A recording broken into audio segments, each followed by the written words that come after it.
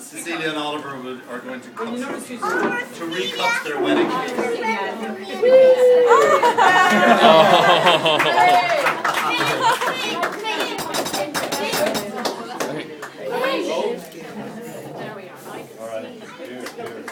Come on, hurry on. 50 years. You stay here. Hey! Bravo!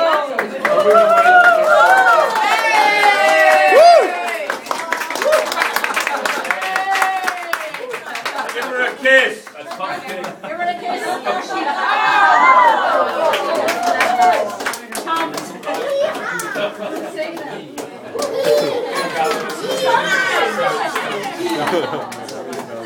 Oh, sorry. Ladies and gentlemen, thank you everybody here for coming today. We thought it was important on this occasion that there should be some sort of kids' perspective based on this celebration. But a 50th wedding anniversary is obviously something very special. And perhaps it's not quite unique, but it's certainly something quite rare. And for my parents to be here on their 50th wedding anniversary, surrounded by their 7 children and their partners, by their 15 grandchildren, and by their brothers and their sisters and their partners and many of their cousins and some of their closest friends who've shared their lives over the last 50 years and their marriage. It's a very special occasion.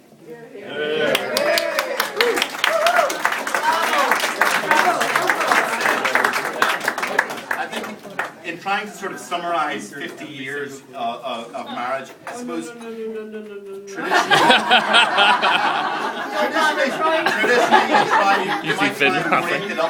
you might try and break it up into the first 25, which you might call the child rearing years, and the second 25 would be the grandchildren. It's slightly different in our house. By my reckoning, in the first year of marriage, my parents had their first child, John D.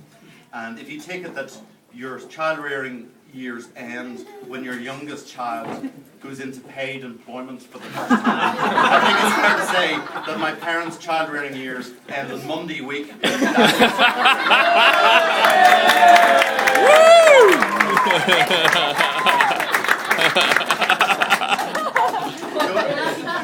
I thought maybe it'd be a good idea just to give a brief synopsis of some of the key events over the 50 years of their marriage. The first decade, saw in 62 the birth of John D, the eldest son. 63, the apple of her father's eye, Kathy.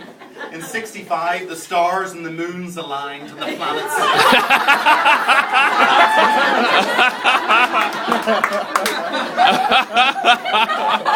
68, as we all know, was a year of turmoil, at least in Northern Ireland. That's when Norton joined us. 7. What year was that? 68. So I was there in 72, and it's hard for me to summarise the first 15 years of their marriage, because obviously I wasn't there or I was a young child. But by reference to the cine films that we all watch, as far as I can tell, it just seemed to be one long stream of christenings, of climbing mountains, of launching boats, and of a lot of people standing waving at cameras.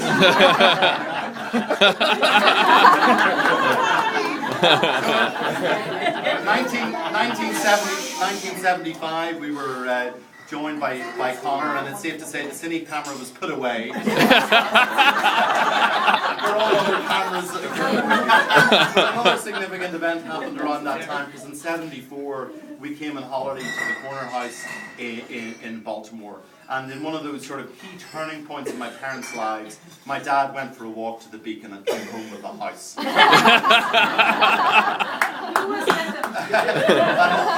And that changed, for us it changed, I think, everything enabled to come to Baltimore. So sort of 75 to 80, it was all boats, it was cars with boats and tops, it was trailers behind cars, it was boats, it was boats and tops with trailers. It was 2 months. It was 2 months in Baltimore, which, as you all know, is God's gift to children.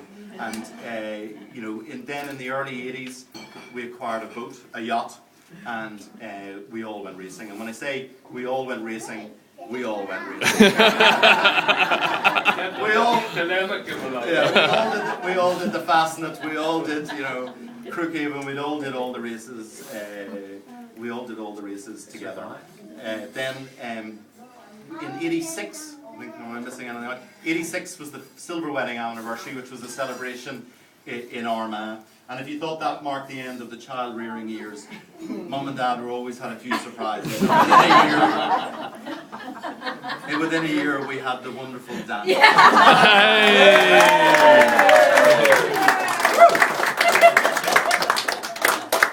Then in 1989, the IRA clearly thought we were having far too much fun and tried to put pay to all that with the bomb outside our house. But I'd say something about my parents' ability to cope with these sort of situations, that through the tenacity, through the rubble of their house, my mum walked in the next morning, she went upstairs, she collected up her jewellery, she got a clean pair of underwear, and we moved up the road and started again.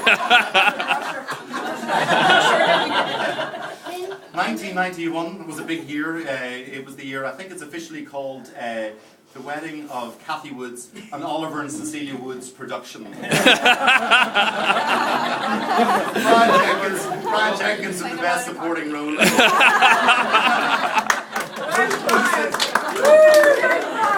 Hosted by our cousins and my parents' great friends, the Cooks in Bamford House.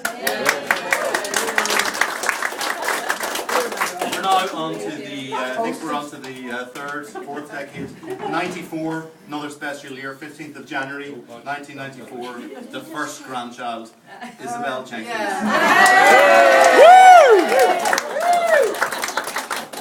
It is well said that my dad walked around the mall that day with more tension than he ever had for any of the birth of any of his own.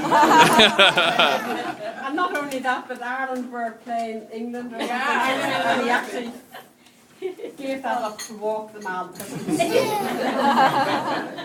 And then through the rest of that decade, we had I think another 4 grandchildren and 2 more weddings. So by the 40th wedding anniversary, which we all shared in Portugal, at that stage 5 grandchildren, 7 children, 3 of whom are married, and we had a great celebration at that time. Into the next decade, the 40 to 50 to where we are now, 2 more weddings, 10 more grandchildren,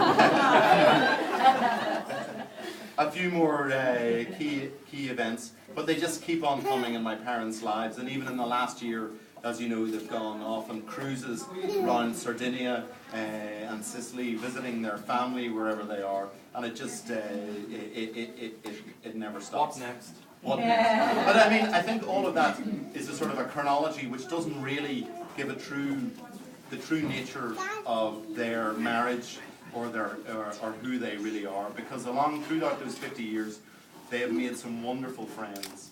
Some of whom are here today, and they have held those friendships both in Armagh and in Baltimore and wherever they go.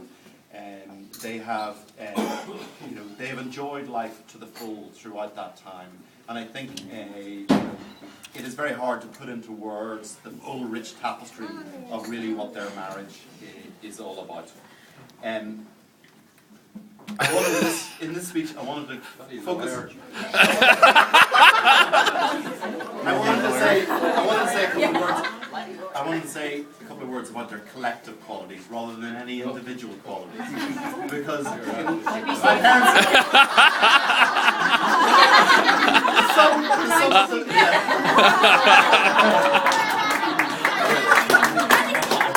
The sum is greater than the parts, that's for sure. And the parts are pretty good now. Let's not anybody doubt that. But one of the great qualities they have is that they are constant. They are the rock of our family. They are always there to listen. They are always there to hear. They're always there to understand, to forgive, to tolerate. But most of all, they are always there, and sometimes they're not even asked for it, to give advice. Some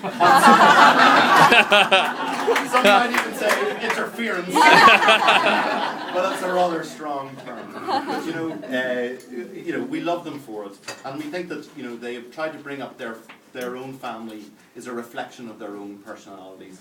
They are open, loving, caring, generous. I have to read my notes.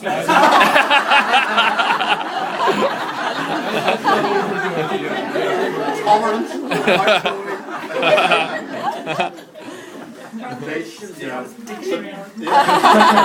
No, but for a moment speaking, now as a parent, myself, and nowadays we all strive to seek that work-life balance, which seems to be a constant struggle for all of us with our families. And I think it only makes me admire my parents even more because, well, I don't think they called it work-life balance back in the 60s, 70s, and 80s. They just called it life. And bringing up 7 children in Northern Ireland, which had its own complications. I mean, what always struck me is that their worries, whatever they were never our worries. That those complications never impinged on our childhood. We had a wonderful and happy home, and still have a wonderful and happy home. I thought these days we were going for more emotion and more But anyway, lest anybody think I'm getting carried away and think that my parents' marriage is all about their children, because it most certainly is not. That is only part of it, and sometimes I feel that they had such a large family just to entertain them before a better offer came somewhere else. And in some respect, I think their large family only facilitates them in order so that they can meet more new people and go to more new places around the world. But it's most fitting that I suppose that we're having this celebration, the 50th in Baltimore, because it's here as a family since 1974 that we have the most fun. And with all due respect to Armagh and where we're from, it is here that our family now comes together every summer, and now the grandchildren come together. And it's a great place, and you can see between all our grandchildren mixing that the cycle begins again. And it's the same for all the families of the people who come to Baltimore. So finally, I was going to say the quality that I admire most in my parents is they're never ones for nostalgia. They never look back, they always look forward. It's always, what are we doing next? What's next? What's the next challenge? There's a quote that says, life is like riding a bicycle. In order to keep your balance, you have to keep moving. And there's one great quality about my parents is that they keep on moving. So as they enter in their 6th decade already, Dad is organising the next things. We have the 16th grandchild, hopefully, will be with us within the next 3 weeks. Anything up the next 24 hours? And after that, we have the wedding of Connor and Karen in Australia. And let's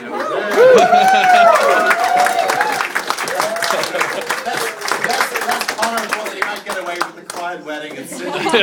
Somewhere between Christmas and New Year, nearly all of us are going to be there. So in closing, I'd just like to say that I think the best way to toast my parents is to toast them to the future, to the next 10 years, and to the 10 years after that. Woo!